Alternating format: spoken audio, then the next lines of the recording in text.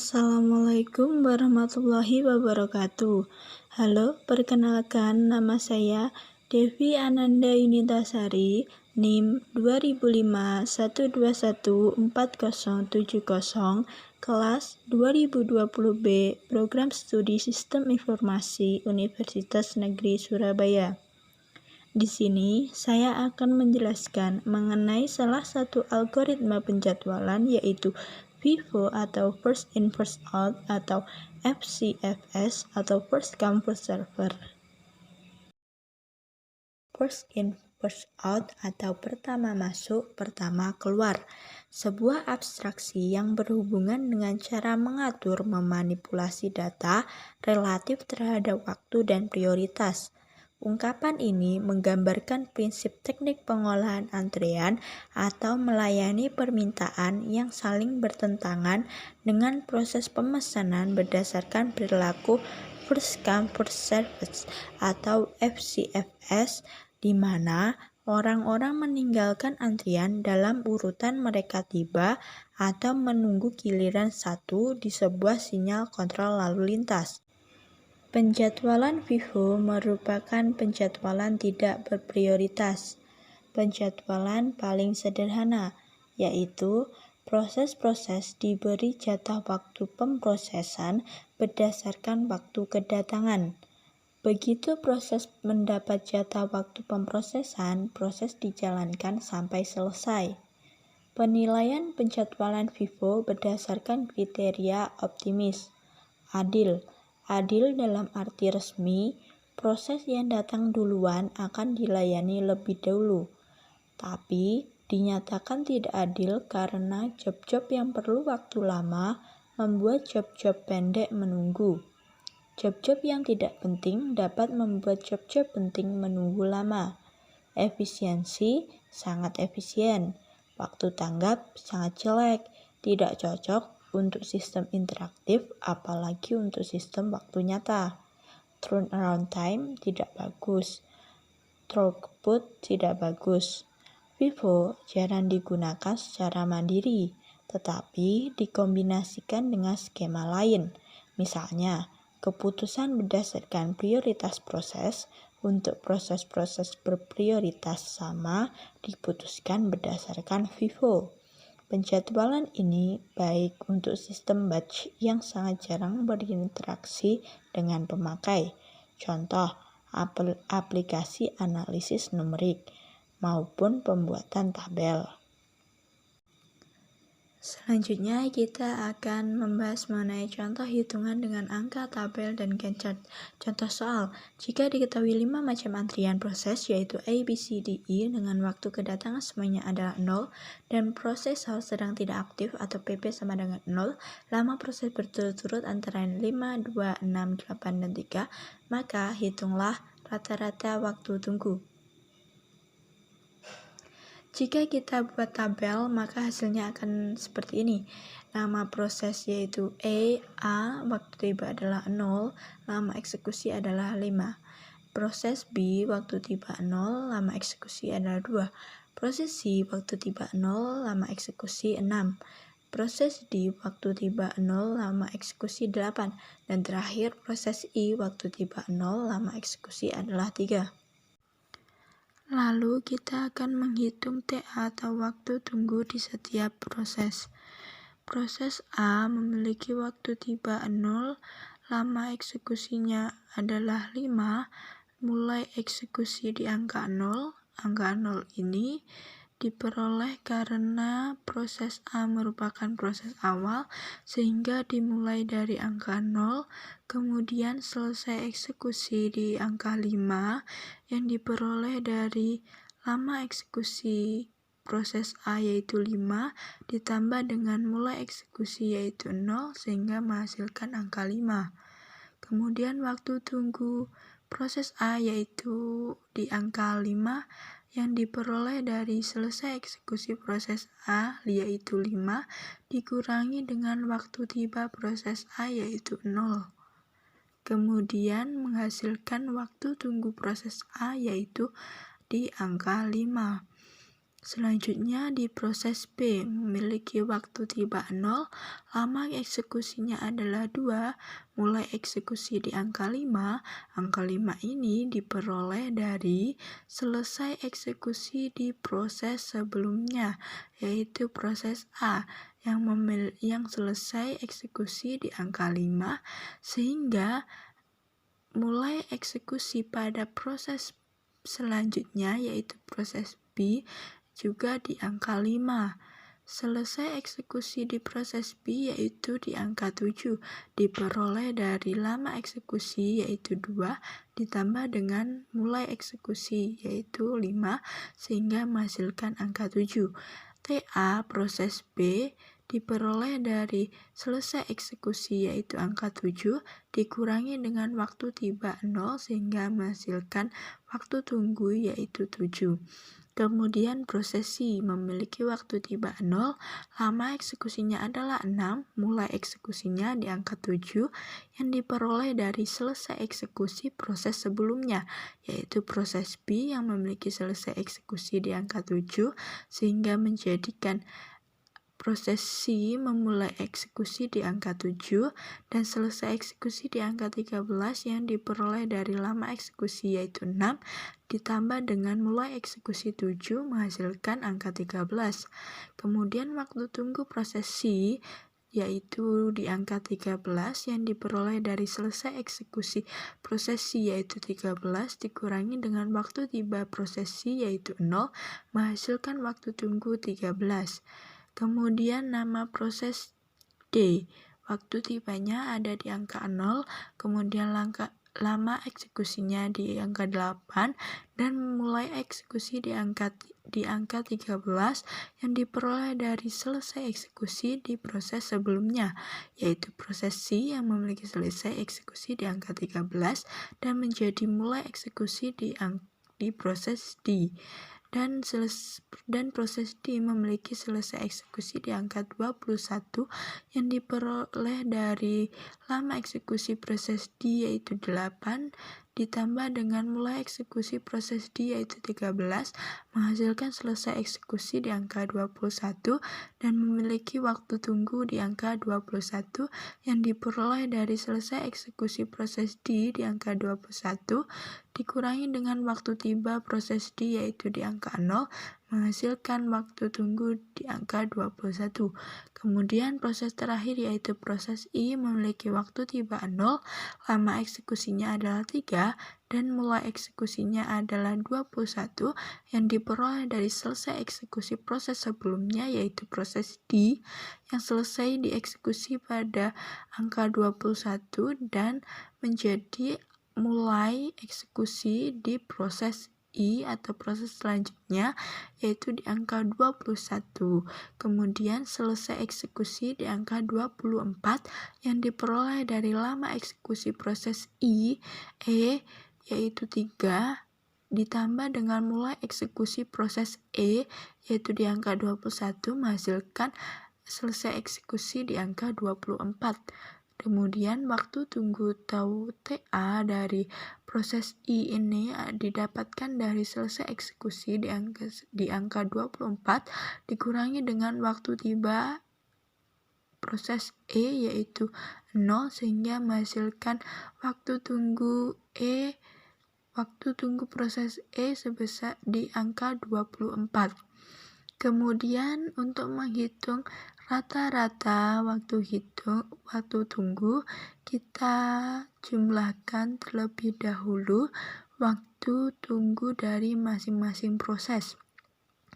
Dari tabel ini kita dapat melihat hasilnya bahwa waktu tunggu proses A adalah 5, B adalah 7, C adalah 13, D adalah 21, E adalah 24, sehingga di total adalah 70. Rata-rata dari waktu tunggu ini adalah jumlah dari TA dibagi dengan banyaknya proses. Jumlah dari TA ini adalah 70 dibagi dengan prosesnya sebanyak 5 sehingga menghasilkan rata-rata TA-nya adalah 14. Karena dalam contoh sebelumnya tidak disertai dengan waktu tiba, maka saya membuat lagi contoh dengan menggunakan waktu tiba yang berbeda. Dapat kita lihat di dalam tabel ini bahwa kita memiliki proses 5 proses yang memiliki waktu tiba yang berbeda pula, dan lama eksekusi sama dengan contoh sebelumnya. Dari tabel ini kita dapat lihat bahwa proses A memiliki waktu tiba 0, lama eksekusi 5, proses B waktu tiba 1, lama eksekusi 2, proses C waktu tiba 2, lama eksekusi 6, proses D memiliki waktu tiba 2, lama eksekusinya ada 8, dan terakhir adalah proses E memiliki waktu tiba 5 dan lama eksekusinya adalah 3. Kemudian kita membuat tabel lagi seperti ini yang terlihat. Kita akan menghitung waktu tunggu masing-masing proses. Sama dengan contoh sebelumnya mengenai cara-cara perhitungannya. Langsung saja kita hitung lagi pada contoh yang ini, yaitu proses A memiliki waktu tiba 0, lama eksekusinya adalah 5, mulai eksekusinya di angka 0 karena memiliki waktu tiba 0, dan proses A merupakan proses awal sehingga memiliki waktu sehingga dimulai dari angka 0 dan selesai eksekusi di angka 5 yang diperoleh dari lama eksekusi ditambah dengan mulai eksekusi sehingga menghasilkan angka 5, dan TA atau waktu tunggu dari proses A ini adalah 5 yang diperoleh dari selesai eksekusi 5 dikurangi dengan waktu tiba 0 sehingga menghasilkan angka 5. Kemudian proses B memiliki waktu tiba 1, lama eksekusinya adalah 2, mulai eksekusinya 5, seperti biasa, mulai eksekusi diperoleh dari selesai eksekusi proses sebelumnya yaitu proses A yaitu di angka 5, sehingga mulai eksekusi di proses B yaitu dimulai di angka 5 dan selesai eksekusi di angka 7, dan TA atau waktu tunggu dihasilkan di angka 6 yang diperoleh dari selesai eksekusi yaitu di angka 7 dikurangi dengan waktu tiba 1 sehingga menghasilkan waktu tunggu 6. Kemudian proses yang C, waktu tibanya adalah 2, lama eksekusi 6, mulai eksekusinya 7 yang diperoleh dari selesai eksekusi proses sebelumnya yaitu proses B. Kemudian selesai eksekusinya adalah di angka 13 yang diperoleh dari lama eksekusinya 6 ditambah dengan mulai eksekusi 7 sehingga menghasilkan angka 13. Kemudian TA atau waktu tunggu dari proses C ini diperoleh dari selesai eksekusi yaitu 13 dikurangi dengan waktu tiba proses C yaitu 2 sehingga menghasilkan waktu tunggu proses C di angka 11.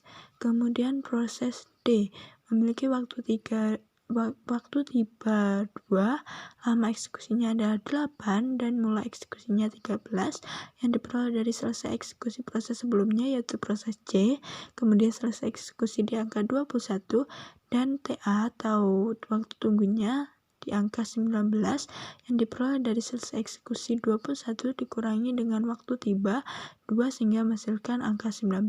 Terakhir yaitu proses E memiliki waktu tiba 5, lama eksekusi 3, kemudian mulai eksekusi di angka 21 yang diperoleh dari selesai eksekusi proses sebelumnya yaitu proses D, kemudian selesai eksekusi di angka 24, kemudian TA atau waktu tunggu yaitu di angka 19 yang diperoleh dari hasil selesai eksekusi 24 dikurangi dengan waktu tiba 5 sehingga menghasilkan angka 19. Dari hasil perhitungan ini dapat kita lihat bahwa jumlah TA dari semua proses adalah 60.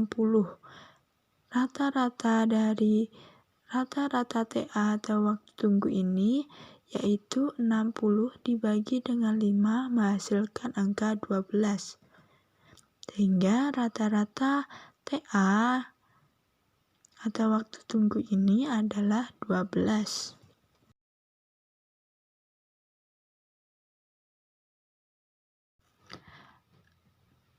Cara yang lain yaitu menggunakan Gantt chart. Misalnya ada 3 proses, yaitu P1, P2, P3. Datang dengan lama waktu kerja atau CPU burst time masing-masing, yaitu 24, 3, 3. Dari Gantt chart dapat diambil kesimpulan bahwa waktu tunggu untuk P1 adalah 0 milidetik, waktu tunggu untuk P2 adalah 24 milidetik, waktu tunggu P3 adalah 27 milidetik. Jadi, rata-rata waktu tunggu atau average waiting time adalah 0 ditambah dengan 24 ditambah dengan 27, hasilnya dibagi dengan 3 sama dengan 17 milidetik. Kemudian jika waktu kedatangan prosesnya adalah P3, P2, P1, maka Gantt chart-nya yaitu P3 dimulai memiliki waktu tunggu 0, kemudian P2 memiliki waktu tunggu 3, dan P1 memiliki waktu tunggu 6. Kemudian untuk menghitung turnaround time yaitu atau waktu penyelesaian dari P1 adalah 24, P2 27, P3 30, maka rata-rata turnaround time yaitu 24, 27 tambah 30 dibagi dengan 3, hasilnya adalah 27 milidetik. Contoh implementasi dalam kehidupan yang menggunakan algoritma FIFO, yaitu yang pertama, ketika kita mengeprint dokumen pertama yang kita klik, lalu kita print, maka itulah dokumen pertama yang akan keluar pada printer. Kemudian yang kedua yaitu antrian loket. Dari gambar tersebut dapat kita lihat bahwa salah satu contoh FIFO dalam kehidupan sehari-hari kita sering menjumpai yaitu antrian-antrian seperti di tempat pembelanjaan, lalu di SPBU maupun di tempat-tempat lain. Gambar tersebut dikatakan FIFO karena yang pertama datang merupakan yang pertama dilayani, sehingga ketika orang pertama belum selesai, maka orang kedua tidak bisa mengambil atau menyerobot. Kemudian ketiga yaitu pencatatan persediaan secara periodik FIFO. Pada pencatatan persediaan, setiap perusahaan berbeda-beda. Ada yang menggunakan metode FIFO, metode LIFO, maupun metode rata-rata atau average cost. Perusahaan yang menggunakan metode pencatatan FIFO, barang yang pertama kali datang akan keluar pertama. Metode ini cocok diberlakukan untuk perusahaan dengan persediaan barang yang memiliki masa kadaluarsa seperti makanan, obat, dan sejenisnya. Sekian dari saya, ada kurang lebihnya saya mohon maaf. Wassalamualaikum warahmatullahi wabarakatuh.